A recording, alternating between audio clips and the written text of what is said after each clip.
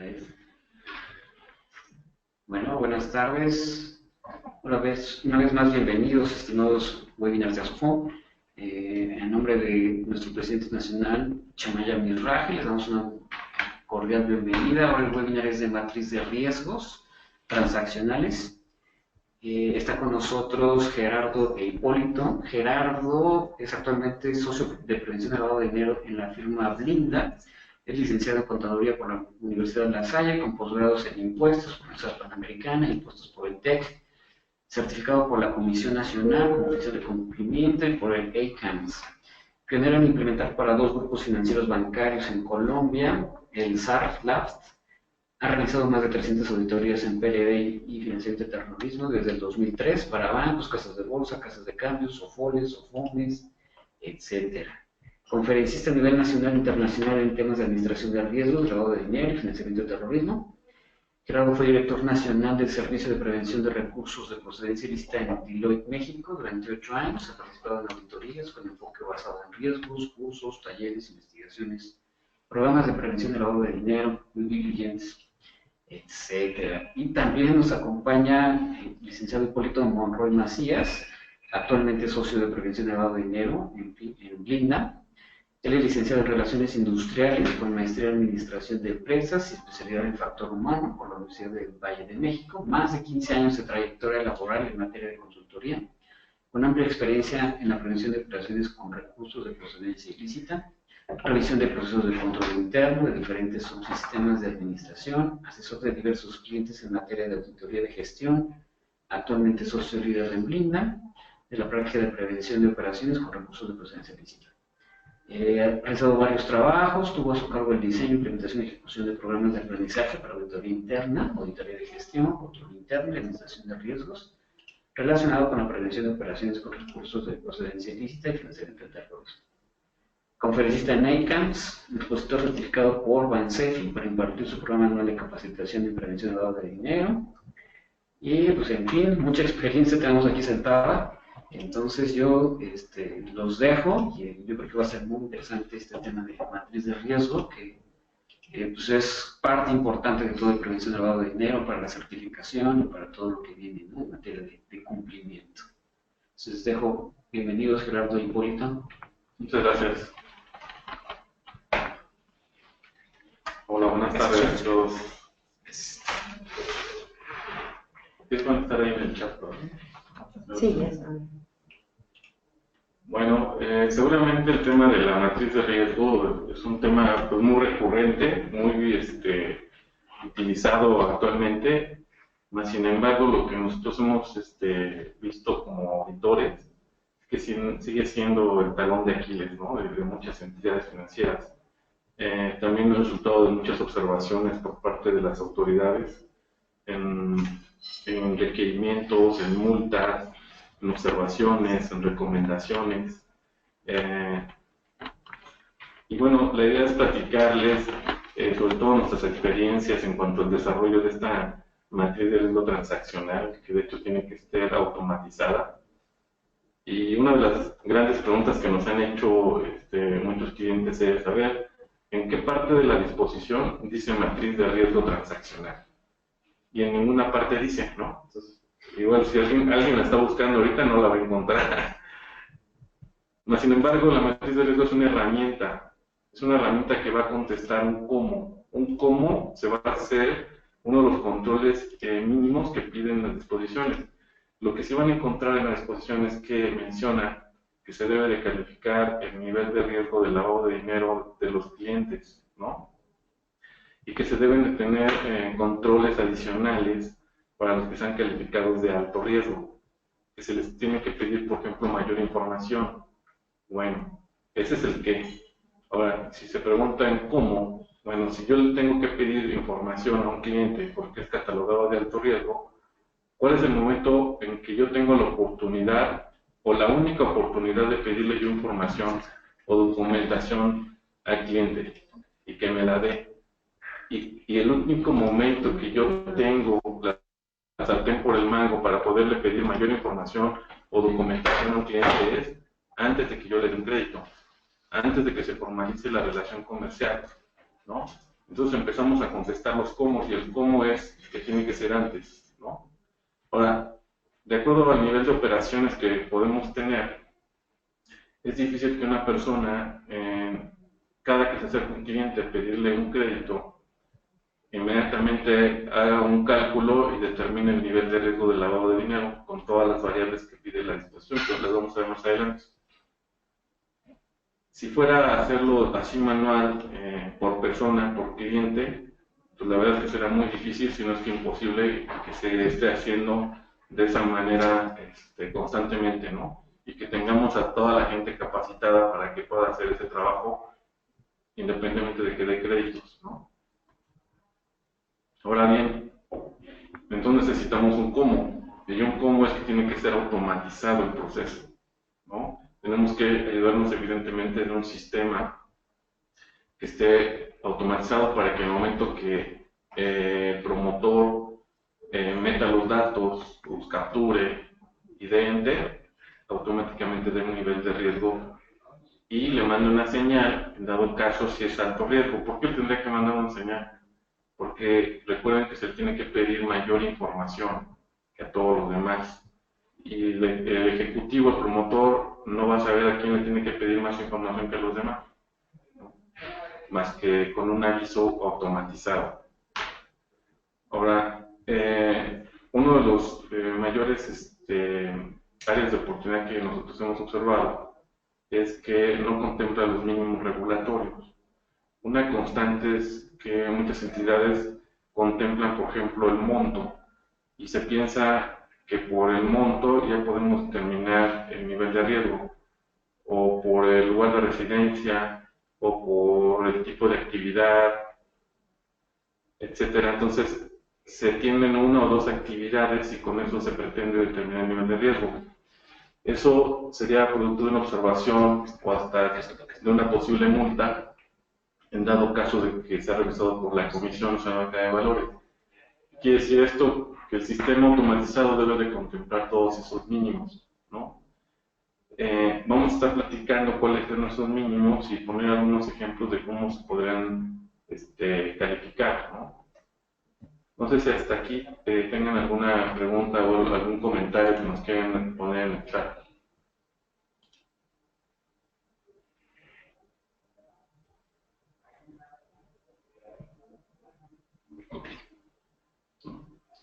Ok, bueno, vamos a continuar, si me das con la siguiente lámina. Ahora, una de las áreas de oportunidad que también hemos observado es que la matriz de riesgo transaccional no solamente nos va a servir para identificar el nivel de riesgo del lavado de dinero, que ya comentamos que se debe hacer al principio, sino que esta herramienta también tiene que ser susceptible de cambios. ¿Qué quiere decir? El cliente me va a decir un perfil transaccional, ¿no? Me va a llamar una solicitud y me va a decir más o menos cómo va a operar, desde dónde, con qué instrumentos monetarios, y en base a ciertas características yo determiné un nivel de riesgo. Pero la disposición dice que a los 6 meses se tiene que revisar ese nivel de riesgo.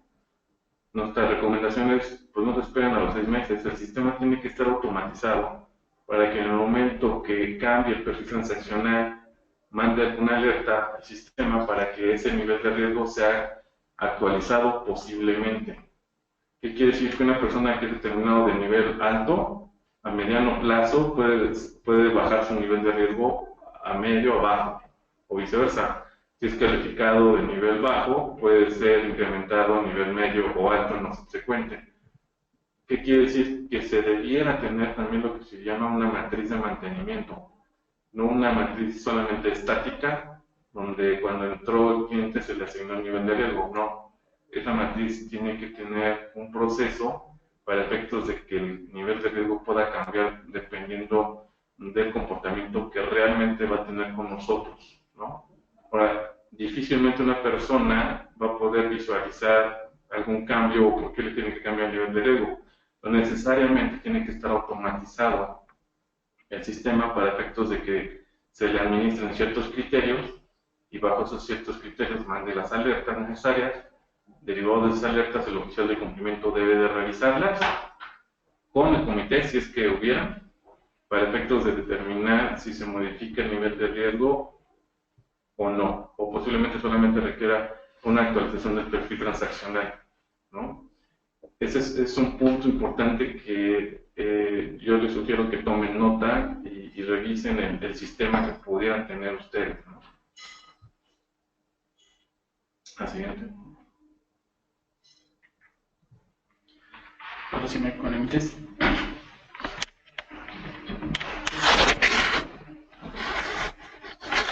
Buenas tardes, soy Gerardo Mendoza. Yo lo que les quería comentar es el contexto de la matriz de riesgo, como citaba Polo, no es únicamente determinar un factor de riesgo de los clientes, sino que entendamos todo el contexto de lo que representa una matriz de riesgo. La matriz de riesgo es desde determinar un perfil transaccional inicial del cliente, que aquí la recomendación es que se involucren diferentes áreas dentro de la entidad. Normalmente es una tarea, bueno, si hay una responsabilidad directa con el oficial de cumplimiento, con el comité de comunicación y control, más sin embargo nosotros los invitamos a que también participen en otras áreas.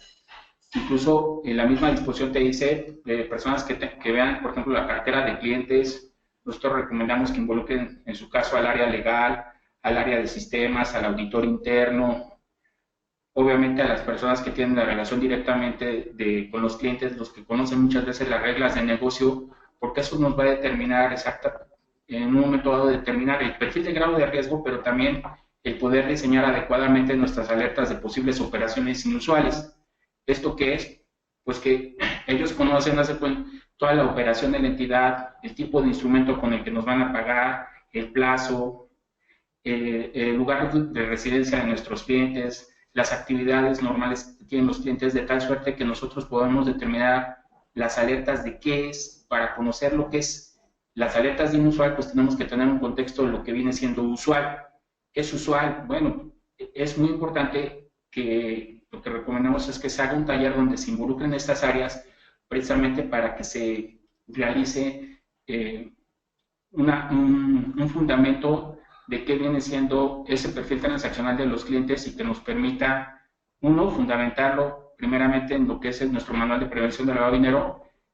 Segundo, que sea un complemento de lo que vienen siendo sistemas automatizados. Entonces, por eso es muy importante involucrar a las áreas.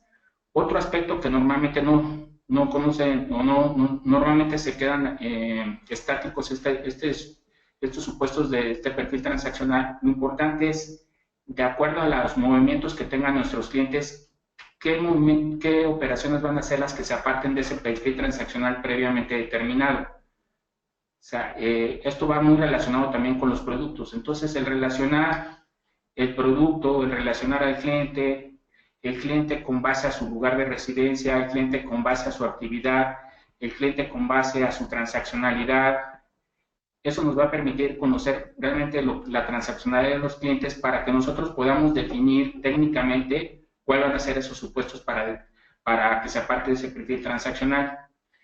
Otro aspecto muy importante es los procedimientos que tenemos para darle seguimiento a las operaciones. Esto es como una de las observaciones más comunes que se tienen en las auditorías de prevención de lavado de dinero. O sea, ¿qué procedimientos tienes tú para que la entidad le dé seguimiento a las operaciones realizadas por los clientes? Entonces, aquí obviamente juega un rol muy importante ese seguimiento a través de nuestros sistemas automatizados. Y eso nos va a permitir que las alertas de posibles operaciones inusuales realmente sean efectivas. Mucha experiencia que tenemos en esto es que normalmente las alertas ya están parametrizadas porque compraron el sistema y el sistema automáticamente ya tiene las alertas con las que se ofrecen en el mercado, y no es cierto. O sea, aquí es muy importante que también las alertas sean diseñadas y customizadas precisamente a lo que es la operación de la entidad, a que las alertas realmente sean posibles alertas inusuales. O sea, nos ha tocado ver muchos casos en que el oficial de cumplimiento le da alertitis y el 60-70% de sus actividades diarias están enfocadas a cerrar alertas o a checar alertas, cuando no debe de ser así. O sea, las alertas deben de ser realmente inusuales y que se les pueda dar un seguimiento. Por eso es muy importante que calibren las alertas de qué viene siendo inusual dentro de su entidad, para efectos de que cuando se genere una alerta, pues le demos el seguimiento adecuado para analizarla, para obtener información, para investigarla, para en su caso dictaminarla y para en su caso reportarla ante las autoridades. Obviamente esto bajo todo un proceso de fundamentación.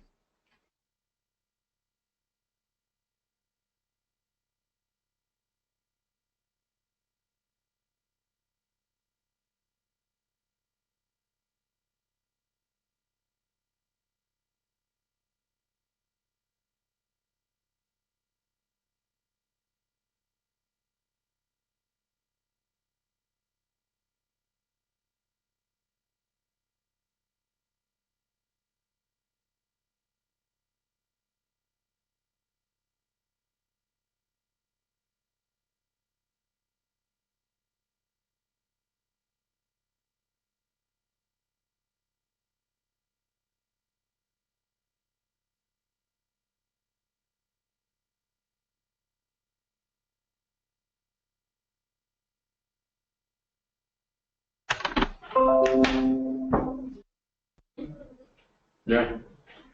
Bien, vamos a platicar sobre los elementos mínimos que debe tener el perfil transaccional. Este perfil transaccional se compondrá por el monto, tipo, naturaleza, frecuencia de las operaciones.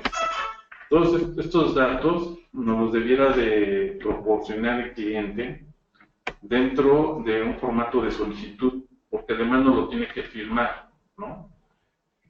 Si no lo tenemos en ningún formato, quiere decir que no me lo firmó.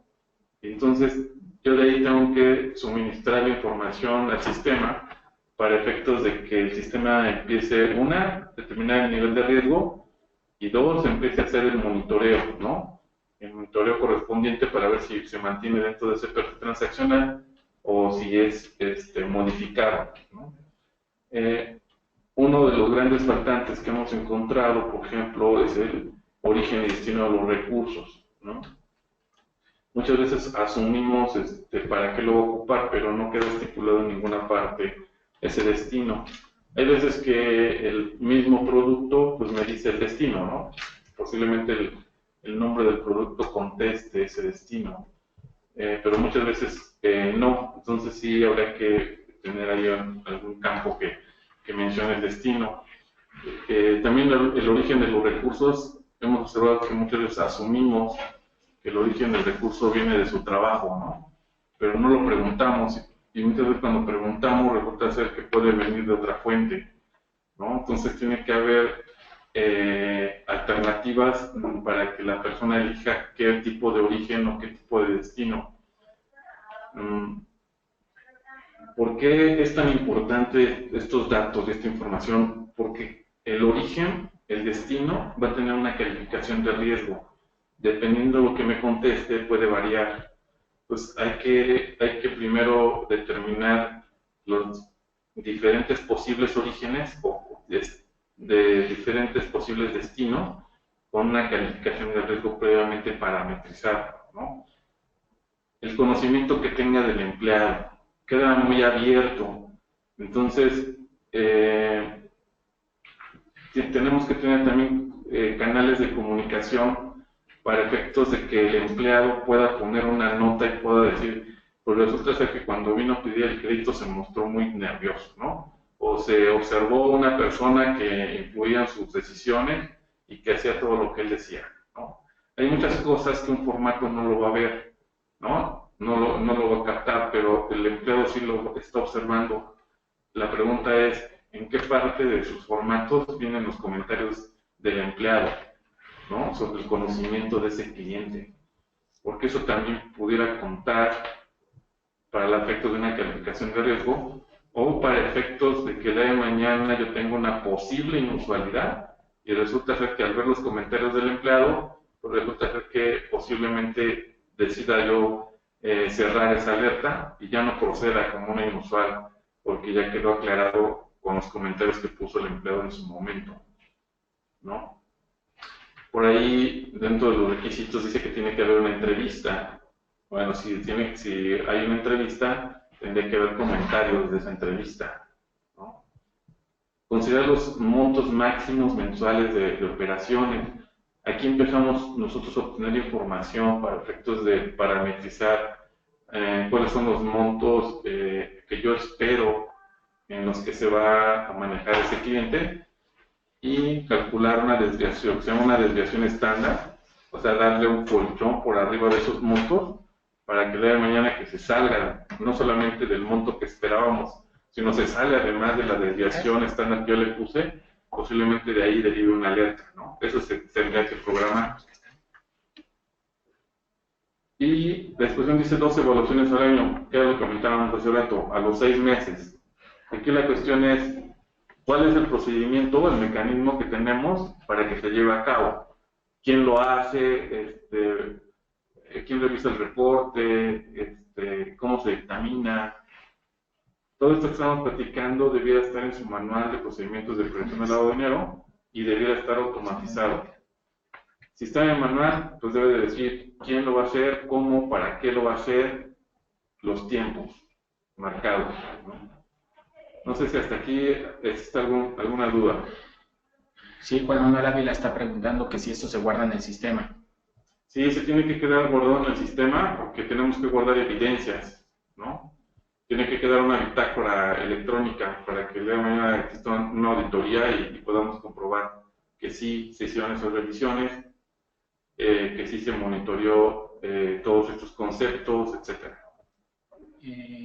Los comentarios del empleado, ¿dónde se guardan? ¿En la solicitud como observación? Ah, qué buena pregunta. ¿Quién la hizo? Juan Manuel Ávila. Juan Manuel, qué buena pregunta acabas de hacer, porque nosotros como auditores siempre preguntamos, muy bien, qué bueno que hagas entrevistas, ¿en dónde están los comentarios? ¿No? Entonces, el cómo lo va a contestar cada entidad. Yo te puedo decir que en la disposición no dice cómo lo debes de tener, pero sí te puedo decir mis experiencias. ¿Cómo? Bueno, hay quienes lo ponen en alguna parte de la solicitud, o atrás del formato de solicitud, o lo ponen directamente en la pantalla del sistema, viene un campo de comentarios, y ahí directamente los ponen. ¿Cuál es la mejor forma? La que ustedes determinen como más viable, ¿no? Pero que se haga y que quede establecido el procedimiento, ¿sí? Si yo les digo debe estar en la solicitud, la respuesta podría ser no necesariamente. Ustedes tienen que determinar el procedimiento. Hay quienes manejan, por ejemplo, dos formatos, uno de solicitud y uno que se llama resultados de entrevista, y ahí lo ponen, ¿no? Entonces, ustedes tendrían que determinar el cómo, pero sí tiene que existir el que guarden esos comentarios, porque sería mi evidencia de que mi empleado sí hizo la actividad de entrevista y que puso sus observaciones. A lo mejor las observaciones son sin comentarios, ¿no? Pero va a venir la firma del ejecutivo, la fecha, y se va al expediente, ¿no? No sé si contestamos tu pregunta. Sí, luego hay otra pregunta que dice, se llama Erika Nayeli Arayones Hernández, y dice, ¿qué pasa con los créditos refraccionarios que tienen amortizaciones anuales? ¿Cómo determinar el monto máximo mensual? Sí, eso es... No sé qué es. Sí. Buena pregunta, Erika. Mira, bajo ese contexto lo importante es, bueno, dos aspectos. Una, que en el manual, en tu manual de prevención de lavado de dinero, sí se especifique que cómo va a ser el monto, tipo, naturaleza y frecuencia de esos pagos refraccionarios, de tal suerte que cuando tú lo pongas en el manual y en tus procedimientos, que además tienen que estar implementados en el sistema, no te arroje obviamente las alertas de montos máximos mensuales. ¿Por qué? Porque a final de cuentas, y es una cuestión que no entiendo que nada más sean los montos máximos, yo creo que aquí deberemos de contemplar una óptica de 360 grados en cuanto a que, aparte del monto, pues sea qué tipo de producto, la naturaleza y la frecuencia de la operación, de tal suerte que tú, ¿cuál es el punto fino aquí? Que las disposiciones te dicen, te piden esto ¿para qué? Para, en su caso, evaluar el grado de riesgo y en su caso modificarlo. Entonces, si realmente tú tienes un crédito refraccionario que es anual, aquí lo importante es que tú determines qué posible alerta podrías generar para que tú en su caso modifiques el grado de riesgo de los clientes. Entonces, si tú lo fundamentas, uno en tu manual y otro en el sistema, y que hagas un apartado precisamente de este tipo de créditos refraccionarios, no vas a tener ningún problema. Lo importante es que esté bien fundamentado en el manual y en tu sistema, y que esté adecuadamente implementado en tu sistema. Dice, otra pregunta de Juan Manuel Ávila, dice que esto lo podemos contemplar en un criterio que contemple mi entidad. Desde la pregunta anterior. De la pregunta anterior, de los comentarios del empleado, A ver, perdón. de la solicitud de observación, dice, esto lo podemos contemplar en un criterio que contemple mi entidad. Sí, claro. Sí, Sí, de hecho, así debe ser. sí, de hecho, las disposiciones, Juan Manuel, te dicen que debes de considerar el factor de riesgo, origen y destino de los recursos, antecedentes, lugar de residencia, actividad o giro, entre otros. Entonces, tú puedes determinar como entidad otros criterios, ¿sí? O sea, puedes considerar incluso la antigüedad del cliente, otros aspectos que a lo mejor puedan, en un momento que tú tengas un concepto más sólido de lo que es tu cliente, en cuanto a su conocimiento, qué productos maneja, dónde se encuentra ubicado, si maneja dólares, si maneja fideicomisos, si maneja tarjetas, en cuántas sucursales tienes, o sea, un contexto general que tú puedas determinar un grado de riesgo más objetivo de lo que es tu cliente. También dice que si podemos contemplar los criterios sobre las observaciones que detecta el empleado. Sí, claro.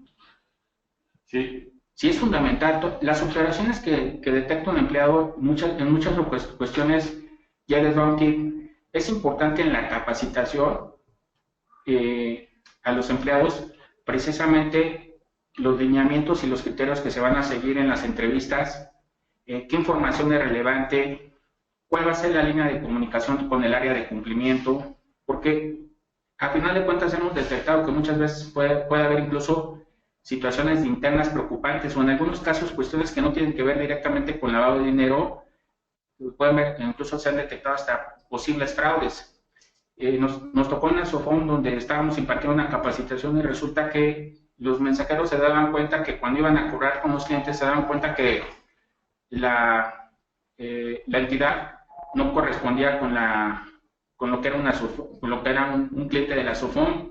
Entonces ahí detectaban inusualidades por conductas o comportamientos o situaciones en las que ni siquiera era un negocio por el cual estaban registrados, ¿no? O no existía la dirección, ¿no? Muchas situaciones en las que no había canales de comunicación con el área de cumplimiento, entonces lo único que se generaban era cartera vencida, no había la comunicación directa con la dirección inclusive, y eso provocaba muchas situaciones de riesgo para la entidad.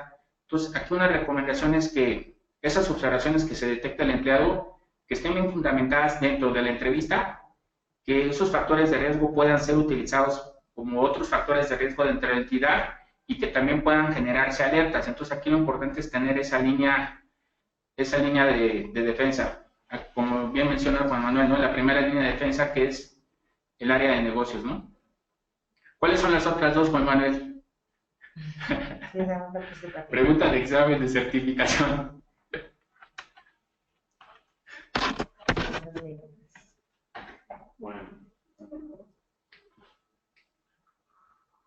Bueno, vamos a continuar con la siguiente lámina, ¿no?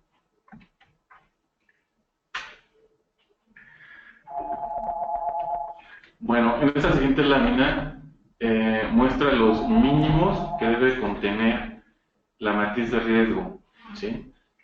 En la lámina pasada hablábamos de mínimos del perfil transaccional. En este caso son los mínimos que debe contener la matriz de riesgo para la calificación, ¿no?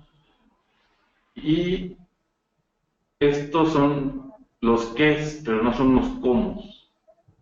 Por ejemplo, antecedentes, que es uno de los principales faltantes que hemos encontrado en las matrices de riesgo. Antecedentes. ¿Cómo? ¿Cómo calificarían ustedes el antecedente? Porque además, de acuerdo a lo que hemos platicado, debe ser de forma cuantitativa, ¿no? Porque lo debe hacer un sistema automatizado. Entonces, el sistema trabaja con números. Entonces, el cómo no viene. ¿Qué quiere decir? Que cada entidad tiene que determinar cómo va a calificar el antecedente, en este caso de forma automatizada, y desde antes de que el cliente se vincule con la entidad o se le asigne un crédito. Una de las formas de cómo calificar el antecedente podría ser, no necesariamente, porque depende de cada entidad, pero podría ser vincularlo con el buró de crédito. El buró de crédito emite una calificación cuantitativa. y al vincularlo bajo ciertos rangos, yo puedo determinar que bajo ciertos rangos puede ser un antecedente bueno, malo o no tiene antecedente. A lo mejor ni siquiera no aparece ni siquiera en el buro de crédito.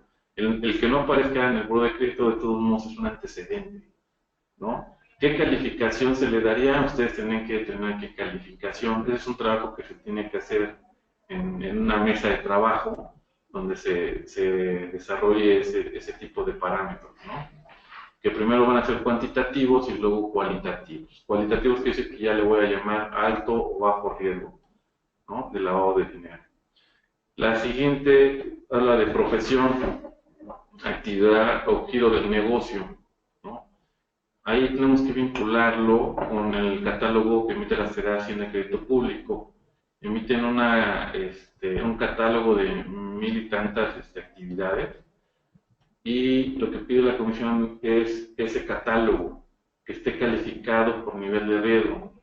Ustedes me dicen, oye, ¿en dónde puedo encontrar ese catálogo calificado por nivel de riesgo? La respuesta es en ningún lado. Ustedes tienen que determinar la calificación de riesgo de cada actividad de acuerdo a sus experiencias, ¿no? Les voy a poner un ejemplo. Hemos tenido entidades en Tepic, Nayarit, ¿no? Y califican el nivel de riesgo del que se dedica a la caña de azúcar en alto riesgo. Y en la sierra, en San Luis Potosí, ¿no? Que hay ingenios azucareros, lo califican como un nivel de riesgo bajo. ¿Cuál es el correcto? Los dos. ¿Por qué uno le puso alto? Pues porque resulta ser que en esa zona, casualmente, había una banda de criminales que estaban administrando todo el negocio de las cañas, ¿no? Entonces por eso lo calificaron como alto. Pero en San Luis Potosí no tenían ese problema y nunca habían tenido ningún problema parecido. Entonces, ¿cuál es la moraleja? Ustedes tienen que calificar cada actividad en base a sus experiencias. Por eso ningún organismo se va a tomar la libertad de darle una calificación de riesgo a las actividades, ¿no? ¿Por qué tienen que estar las actividades de la Secretaría de Hacienda?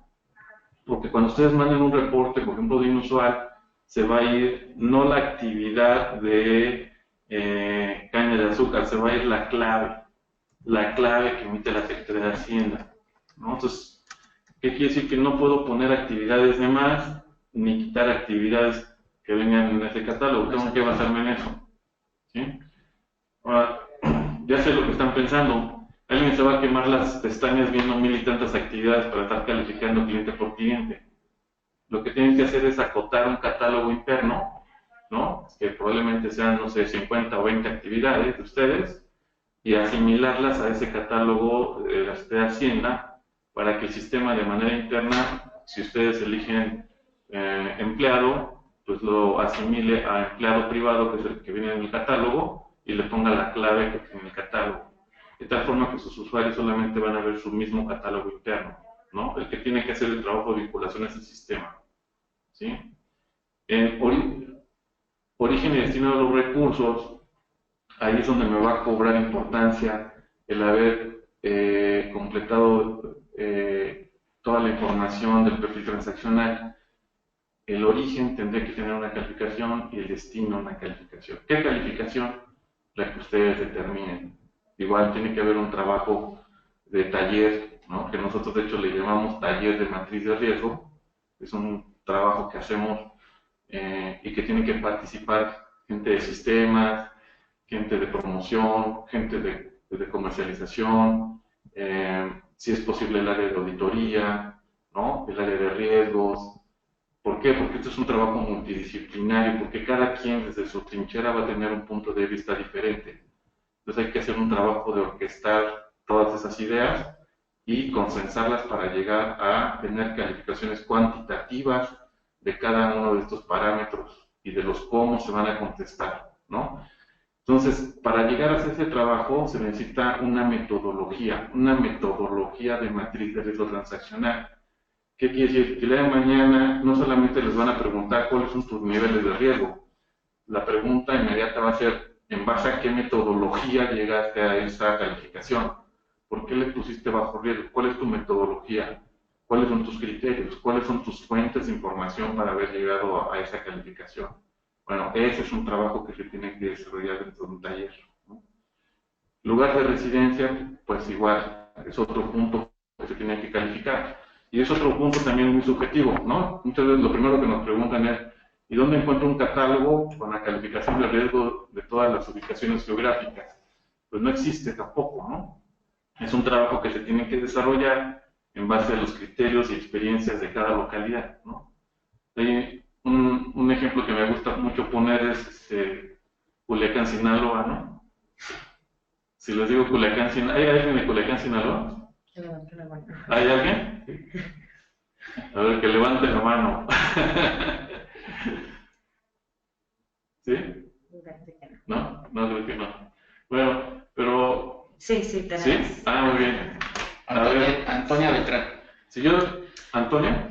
Sí, Antonia. A ver, Antonia, si yo te pregunto, ¿qué calificación de riesgo le pondrías a Culiacán, Sinaloa? 1 es bajo, 2 es medio y 3 es alto. ¿Qué calificación le pondrías?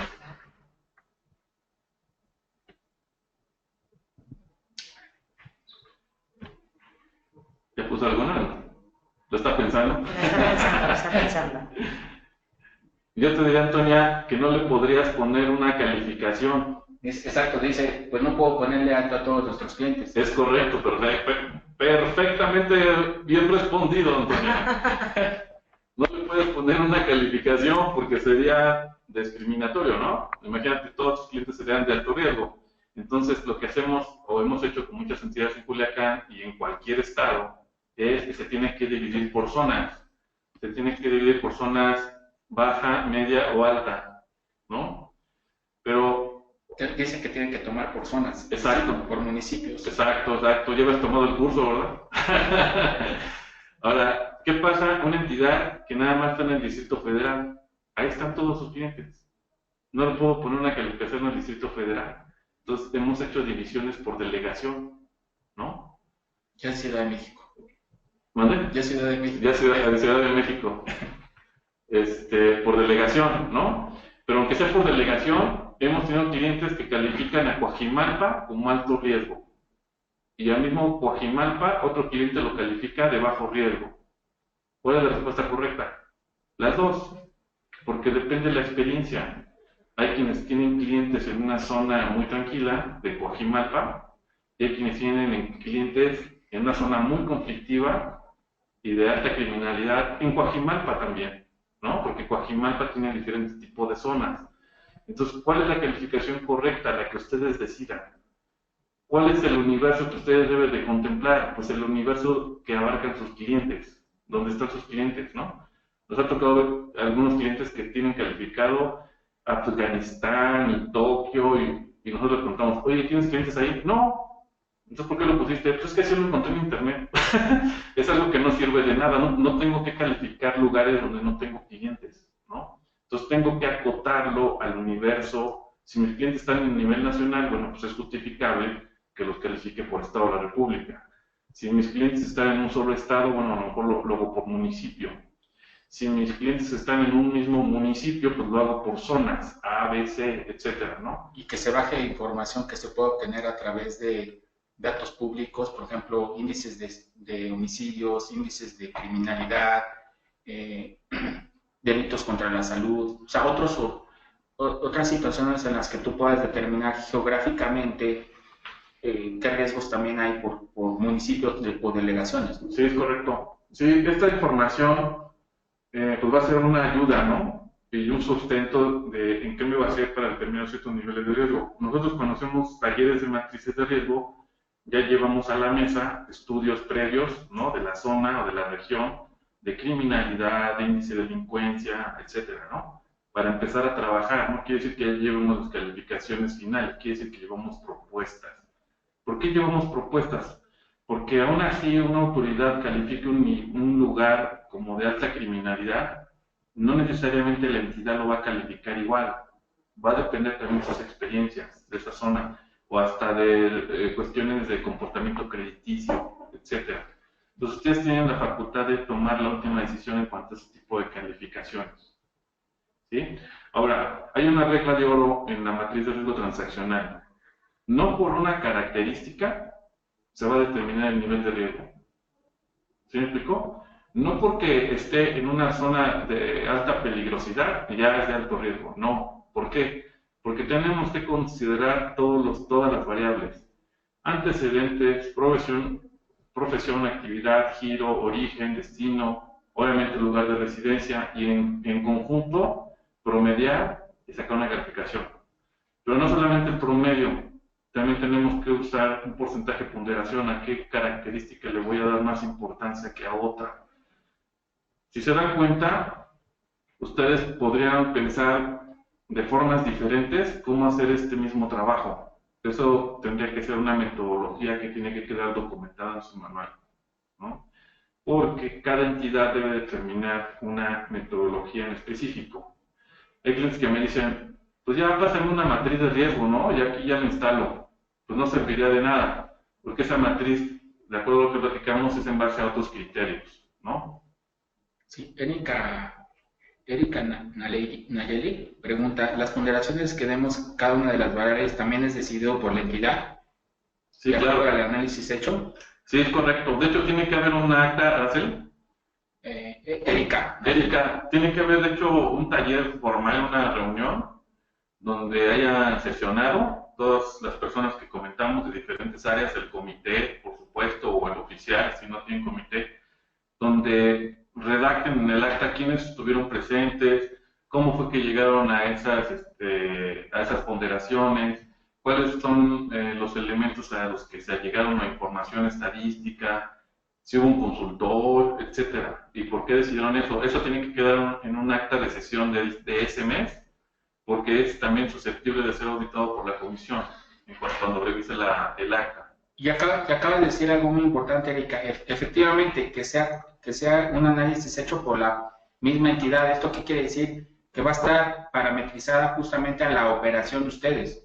Aunque también es importante indicar que las disposiciones sí te dicen que automáticamente tienes que calificar a un cliente de alto riesgo cuando es una persona políticamente puesta extranjera. Sí, en esos casos ya no entraría dentro de una ponderación, pero tu sistema sí te debe de identificar a ese tipo de clientes, ¿no? De alto riesgo.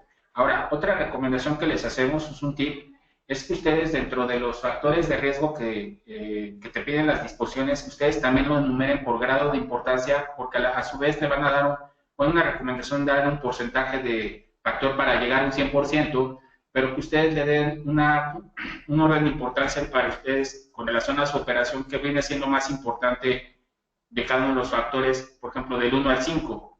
Y esto les va a permitir que en un momento le den un peso específico real a lo que viene siendo cada factor. Por ejemplo, nos tocó hace 15 días una entidad donde nada más lo único que generan es crédito de nómina al sector público. Entonces, quizás para ellos la actividad, como es una actividad de empleado del sector público, a lo mejor la actividad no era tan importante, pero para otro tipo de entidades posiblemente la actividad sea muy importante, porque al final de cuentas el concepto de operación inusual precisamente te dice que es la operación, conducta o comportamiento que no concuerde con los antecedentes o con la actividad declarada o conocida del cliente. O sea, la actividad juega un rol muy importante porque al final de cuentas, para un oficial de cumplimiento, un fundamento de que es de esta situación de una posible operación inusual es, oye, la operación que me realizó este cliente, que me salió una alerta, realmente sí es acorde con su actividad. Entonces, como que una de las principales inquietudes que se deben de manifestar dentro de una posible operación inusual, ¿no? O sea, si hay una justificación o no razonable.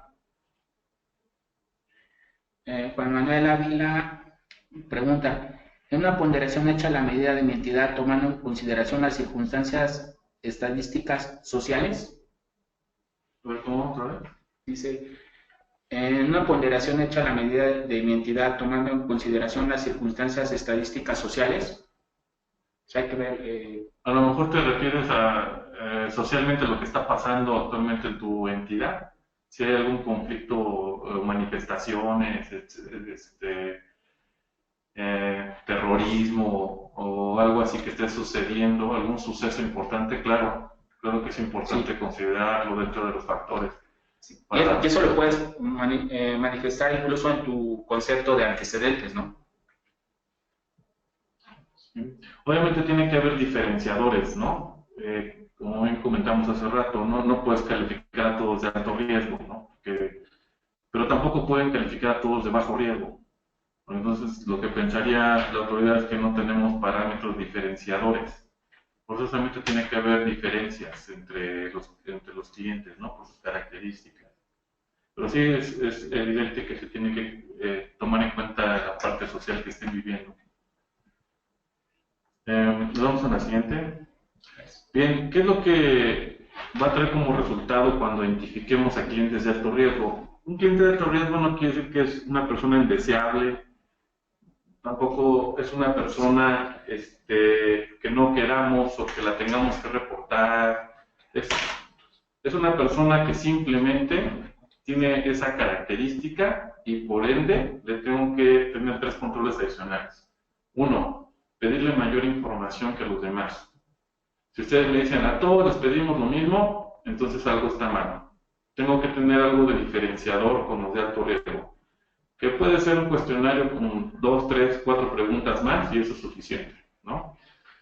Acuérdense que persona física te piden la actividad del cónyuge, en el caso de personas morales te piden la estructura del cliente, ¿no? De los accionistas, las actividades, o sea, sí es importante que se obtenga mayor información de los clientes de alto riesgo y darle un seguimiento muy puntual a todas sus operaciones. La otra es que deben de tener una verificación domiciliaria y actualizar por lo menos una vez al año su expediente, ¿sí?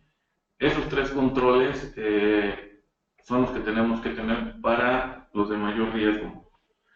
Y bueno, después de esta plática, vamos a reírnos un poco con los mitos y realidades, y yo creo que ustedes mismos van a ir contestando si realmente es mito o realidad.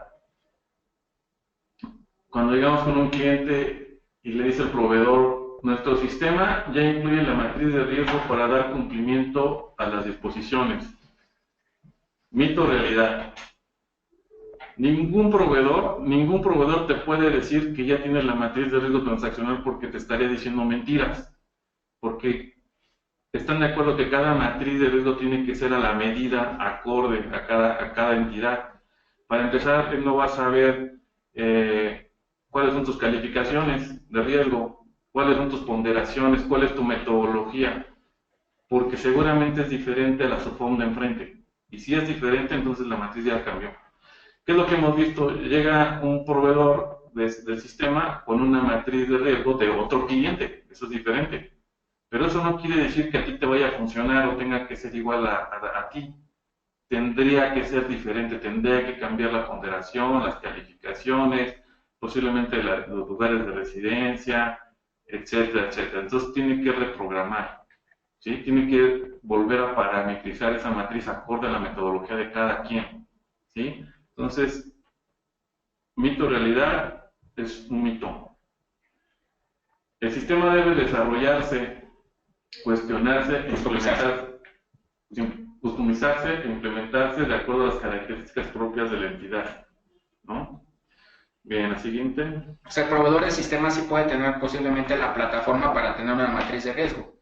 Entonces, aquí lo importante y una recomendación es que antes de la implementación del sistema, o ya que ustedes tienen un sistema, reunirse con el proveedor de sistema y darles a ustedes la famosa cartita de Santa Claus, donde les dicen, oye, ¿sabes qué? Yo quiero que mi sistema tenga estos factores de ponderación, ¿no? Esta matriz de riesgo.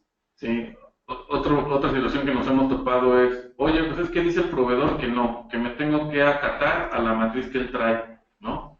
Y su matriz nada más dice, ¿tiene esto sí o no? Sí o no. Entonces me dijo que contestar un cuestionario y ya con eso. No, aquí es al revés. Ustedes tienen que decirle al proveedor cuál es su metodología para que él haga el desarrollo y la implemente. Otro es que tiene que tener los mínimos regulatorios. Nos hemos encontrado con muchos proveedores que nada más tienen 1 o 2 criterios, pero no tienen todos los mínimos regulatorios. Entonces, si les están vendiendo un sistema que cumple con los mínimos regulatorios, ¿qué quiere decir? Que su plataforma de matriz de riesgo debiera al menos tener los mínimos regulatorios, que son los que platicamos hace rato. A ver, otro mito y realidades. Todos nuestros clientes son de bajo riesgo. Contar con cliente de alto riesgo indica a la autoridad que ingresar recursos ilícitos deben ser indeseables. Sí, nos hemos topado con clientes que dicen, no, no, no, hasta se espantan, ¿no? No, no, no, aquí todos son de bajo riesgo. ¿Vieras qué buenas gentes son? Aquí no somos bancos. O dicen, aquí no somos bancos, aquí todos son bien conocidos. Es más, todos nos queremos. Eso no importa. Tiene que haber diferenciadores forzosamente, ¿no? La impresión que se causa a entidades con riesgos planos que pueden decir que todos son bajos, la impresión es no hay una matriz de riesgo, ¿no? No hay diferenciadores. Entonces, en la medida de lo posible, evitemos tener ese factor, ¿no? La siguiente. Todas las operaciones de clientes de alto riesgo deben reportarse como operaciones inusuales. No, simplemente tienen esa característica, no se tienen que reportar, ¿no? Se identifican como clientes de alto riesgo, se tienen sus 3 controles y eso es todo. Un cliente clasificado de bajo riesgo puede tener inusualidades que se reporta, puede incluso aparecer en una lista de personas bloqueadas, etcétera, ¿no? Y el de alto riesgo también puede ser un cliente que en transcurso de la operación con la SOFOM no tiene ni siquiera una alerta de posible operación inusual, ¿no? Aquí lo importante es darle el seguimiento. Precisamente uno de los factores que recomendamos dentro de su matriz de mantenimiento es cuáles van a ser los supuestos para modificar el grado de riesgo, porque resulta que es un cliente de alto riesgo y lo tienes a perpetuidad de alto riesgo cuando en realidad tú debes de definir cómo vas a modificar ese grado de riesgo. Y uno de los factores para modificar ese grado de riesgo puede ser precisamente que durante la trayectoria de X plazo con nosotros no tuvo ni siquiera una alerta de posible operación inusual, sus transacciones fueron bajo el instrumento monetario, transferencias, etcétera, ¿no? Entonces, hay que determinar también esas modificaciones de grado de riesgo. Es una recomendación que les hacemos. Bien, la siguiente mito o realidad dice, al cumplir con el dictamen técnico, pues ya cumplí con lo de la matriz de riesgo, ¿no? Pues no. Posiblemente el manual pasó el dictamen técnico porque tienen los criterios, medidas y procedimientos para la matriz de riesgo, pero eso no quiere decir que esté debidamente automatizada y que funcione, ¿no? Entonces nos hemos encontrado con que sí, el manual sí lo menciona, pero el sistema no genera la actividad o no genera la calificación automatizada, ¿no? O no está completa, entonces no es una garantía el dictamen técnico el que esté debidamente parametrizado. La siguiente dice, el oficial de cumplimiento cuenta con las alertas adecuadas en el sistema de las posibles operaciones inusualidades. Perdón, operaciones inusuales. Y después el sistema no cuenta con un sistema de alertas correcto de acuerdo a las características de la entidad y esto genera demasiadas alertas falsas, lo que implica que en algunos casos el oficial de cumplimiento dedique más del 50% de su tiempo. Nos hemos encontrado con muchos oficiales que su trabajo es cerrar alertas y ese no debería ser su trabajo. Si se dedica a cerrar alertas quiere decir que el sistema está mal parametrizado, que no están debidamente parametrizadas las alertas y hay que hacer un trabajo de depuración. La siguiente. El sistema determina correctamente el grado de riesgo de los clientes y los supuestos para modificar el grado de riesgo. En nuestra experiencia ha sido extraño que una entidad contenga no solamente la matriz de riesgo, sino que se actualice y los supuestos en cómo se va a actualizar. Ha sido un trabajo que hemos estado haciendo recurrentemente y que es una recomendación de las autoridades cuando revisan la matriz de riesgo. Entonces tienen que ver en qué supuestos se tiene que actualizar esta matriz. No basta que califique el nivel de riesgo en un principio. Por último, factores a considerar para contar con una adecuada matriz de riesgo transaccional. Uno, desarrollar la metodología, ¿no?, con la que se va a hacer. Propia, ¿no?, y única. Participación activa de las personas en puestos claves, negocios, sistemas, miembros del comité, auditor, director general, que es lo que habíamos comentado. Establecer medidas de control, ¿no?, quién le va a dar seguimiento para que realmente funcione, y tener planes de acción y seguimiento, ¿no?, con responsables y fechas de compromiso. Y pues bueno, hasta aquí llegaríamos. Nos da mucho gusto la oportunidad de interactuar un poco con ustedes. Gracias a la SOFO por permitirnos participar, a Chema, a Jorge, a Azul, o sea, todo el equipo de Azofo que siempre nos ha recibido muy bien aquí. Y con toda la confianza, cualquier duda que tengan, pues ahí están nuestros correos. Y con gusto nos pueden preguntar sin ningún compromiso.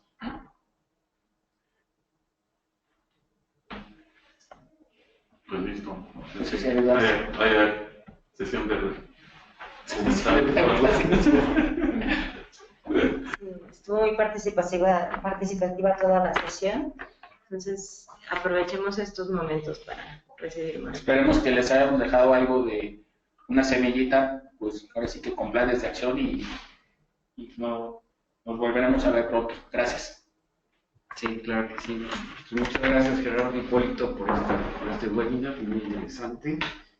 La matriz de riesgo, justamente eso tiene muchos mitos.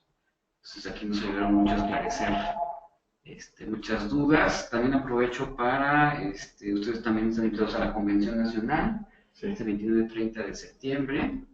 Yo creo que ya, ojalá los socios ya puedan anticiparte y hacer su reservación. La agenda va a estar muy completa, vamos a tener ya tenemos confirmada la participación de Jaime González Aguadé, presidente de la Comisión Nacional Bancaria de Valores, va a estar José Luis Stein, Sandro García, nos van a explicar de todo lo que viene en temas de prevención de lavado de dinero y va muy enfocado a riesgos, ¿no? Todo esto de la encuesta nacional de riesgos que le aplicó el GAFI a México, Recientemente acá. ¿no? Entonces, de esto es lo que viene, ¿no? Se dice que el próximo año hay temas de cumplimiento por parte de la comisión. Entonces, también ahí la SOFOM va a estar trabajando mucho con ustedes, con los patrocinadores oficiales en PLD, para sacar cursos y webinars especializados para este tema, ¿no? La verdad que vamos a darle ahí un concepto muy creativo a la convención este año. Yo creo que no les platico nada porque es sorpresa, pero va a tener ahí unos toques de suspenso. Okay. Vamos a traer speakers internacionales por ahí en el tema de innovación. Estamos girando la agenda en 4 temas: cumplimiento, innovación, fondeo y capital humano. Entonces, va a estar muy interesante. Están ya confirmados todos nuestros ponentes. Les invito a visitar la página ahí en asofom.mx. Está un banner de la convención. Y también les doy el aviso que esta semana vamos a estrenar la intranet de Asofom, donde ustedes, socios, se van a poder registrar por medio de este portal. A más tardar este viernes deben de recibir su usuario y contraseña. Y si no, pues aquí lo vamos a estar atendiendo con Azul y todo el equipo. Pero aquí en este intranet van a poder recibir este tipo de avisos, igual de los webinars, de los eventos, y registrarse en todas las capacitaciones que tenemos también. No sé si hay alguna duda adicional. Me hagan llegar. Cualquier duda con Azul, por favor, atención al socio@asofom.mx. Y pues muchas gracias nuevamente, Hipólito y Gerardo. Un gusto, gracias a ustedes. Gracias. Y pues nos vamos a ver pronto. Gracias, hasta luego.